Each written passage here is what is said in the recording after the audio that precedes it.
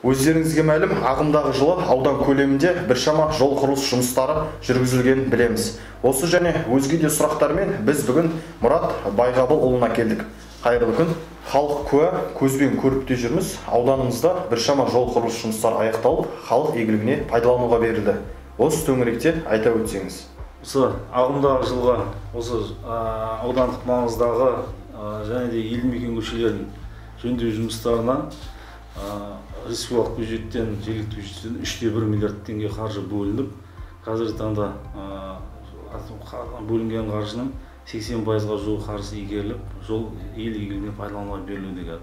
Оның ішінде 50 шақырымды құрайтын аудандық маңыздағы Қазалы мен Әлсейіт аралығы, Қожабақ мен Қарлан аралығындағы, Абай мен Басқар аралығында аудандық маңыздағы жолдар орталық жөндеу жұмыстары жүргізіліп пайдалануға берілді.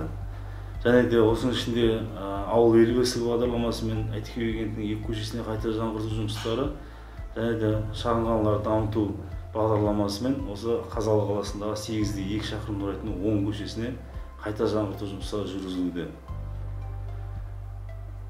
Жалпы Әйтеке би кентімен қосқанда 6 елді мекеннің жергілікті бюджеттен 30 көшесіне де орталық жөндеу жұмыстары жүргізіліп пайдалануға берілді. Бұл жұмыстар енді алдағы жылда да 22 жылға біздің жоспарлап отқан жобаларымыз бар. Тиісті басқармаларға, республикалық бюджеттерге ұсынып жалғасын табады деп жоспарлап отырмыз. Келесі сұрағымыз ауыл тұрғындарынан түсіп отыр. 2022 жылға жөнделетін елді мекендер арасындағы жолдар туралы жоспарларыңыз қандай?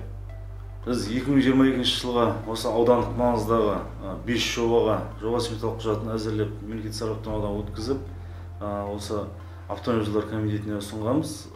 60 шақырымды құрайтын 2,1 миллиард теңге қаржыға. Сол аталған жолдардың қазір 2022-ге қолдау тауып, осы бастаймызды қаржылары шешімін табуда. Сол 2022 жылы бастау жоспарымызда бар. Атап айтатын болсақ, Әйтеке биден Басқара бағытына қарайғы автомобиль жолдарына орташа жөндеу жұмыстары, Бекарыстан мен Жаңақұрылыс бағытына қарай 13 км жолдың орташа жөндеу жұмыстары, Бекарыстан биден Майдакөл ауылынан Түктібай елді мекеніне аралықтарына орташа жөндеу жұмыстарын жүргізу жоспарымыз бар келесі жылға. Сонымен қатар 5-ші жобамыз осы Бозкөл Тасарық автомобиль жолының Нұрғожа көпірі мен Тасарық аралығында 13 шақырым жолына қайта жаңғырту жұмыстары. Ол да 2022 жыл жөндеу жұмыстарын жоспарлап отырмыз. Ауданымызда бірнеше өтпелі көпірлерді жөндеу жұмыстары қарқынды жүріп жатыр. Көпірлердің техникалық жағдайына тоқтала кетсек. Жалпы бізде аудандық маңызды автомобиль жолдарының бойында 19-ға жуық темірбетон көпірлері орналасқан. Ол аталған көпірлердің ішінде біршамасы техникалық негіздерін анықтау мақсатында зерделеу жұмыстарын жүргізіп, соның ішінде осы 9 көпірдің тозығы жетіп апатты жағдайда екені анықталған. Сол көпірлерге біз жоба сметалық құжатын әзірлеп, мемлекеттік сараптамадан өткізуге 98,2 миллион теңге қаржы қажеттілігі туындап, біз облыстық жолаушылар көлігі автомобиль жолдар басқармасына бюджеттік өтінім ұсынып отырмыз. Сол көпірлердің нәтижесінде бізде Әйтеке би Басқара бағытындағы Басқара ауылына кіреберістегі темірбетон көпірдің жоба сметалық құжатын әзірлеп, бірінші кезеңге қойып апатты жағдай деп танылған. 233 миллионға құрылыс монтаж жұмыстарын жүргізуге қажетті қаржы өтінім ұсынғанбыз республикалық бюджетке. Соның осы ағымдағы жылға 98 миллион теңге ақшасы бөлініп, қазіргі таңда жөндеу жұмыстары жүргізілуде. Мердігер мекеме Жылу 21 жауапкершілігі шектеулі серіктестігі соның енді биылғы жылға жоспарланған жұмысын аяқтап, келесі жылы пайдалануға береміз деп жоспарлап отырмыз. Сонымен қатар осы біздегі ең халықтың сұранысына ие болып жүрген Қарлан көшесіндегі көпірдің темірбетон көпіріне облыстық жолаушылар көлігі автомобиль жолдар басқармасы арқылы жоба сметалық құжаты әзірленіп, осы биылғы жылға құрылысын бастауға қаржысы бөлініп, қазір мемлекеттік сатып алу процедуралары жүргізілуде. Қалған осы темірбетон көпірлерін апатты деп танылған осы кезең-кезеңімен жөндеу жұмыстарын кезектілікке қойып жоспарлап отырмыз. Биыл президентіміз жолдардың сапасына аса мән беруді тапсырды. Осыған байланысты қандай жұмыстар жасалынып жатыр? Сұрағыңыз өте орынды. Осы бюджет қаражатына салынған қаржылардың негізінен басты мақсаты осы ел игілігіне пайдалануға беру, сонымен қатар сапасына аса мән беру. Бізде енді осы жол саласына жөндеу жұмыстарын жүргізгенде қосымша қасына техникалық қадағалаушылар міндетті түрде жобада қарастырылады.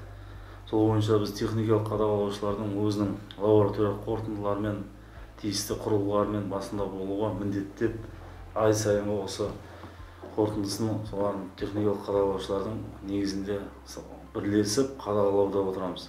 Сонымен қатар осы бізде Қызылорда қаласында осы автожолдар комитетіне қарасты Қызылорда жол зертханасы лабораториясы орналасқан.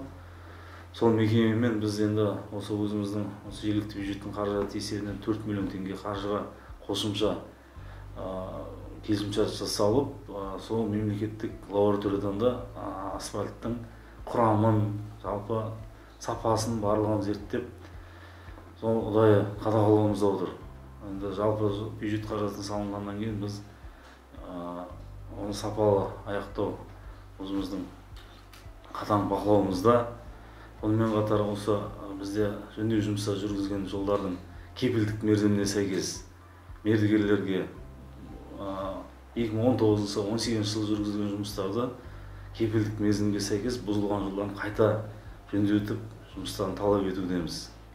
Жалпы сапа бізде бірінші кезекте қатаң бақылауда. Сапаға сонымен қатар осы енді жол экономиканың күре тамыры, сондықтан бізде жолдың бірінші мақсатта осы 2025-ке дейін жалпы аудандағы жолдың аудандық маңыздағы елді мекен көшелерінің жөндеу жұмыстарын кезекті жол картасы әзірленіп, кезектілігі бекітілген. Ол енді кезең-кезеңмен осы бюджет қаражатына сәйкес бөлінуіне қарай жөндеу жұмыстары жүргізіліп келіп жатыр. Шүкір, қазіргі таңда енді біршама Әйтеке кентінің жалпы елді мекендердің аудандық маңызды жолдардың біршамасы жөндеу жұмыстары өтіп жақсарып, жақсы және қанағат жағдайда пайызы жоғарылап келе жатыр. Енді алдағы жылдарға, одан кейінгі жылдарға жоспарымыз бар. Енді кезең-кезеңмен барлығы жөнделетін болады. Қазір халыққа жақсы жол, жақсы жарықтандыру, электр желілері бірінші мақсатта талап халықтың да қажеттілігіне сұранысына сәйкес жасалып жатыр. Енді ары қарай бәрі бірден болу мүмкін емес. Сондықтан кезең-кезеңмен барлығын жөндеп, ел игілігіне пайдаланып жөндеу жұмыстарын жүргіземіз деп жоспарларымыз бар.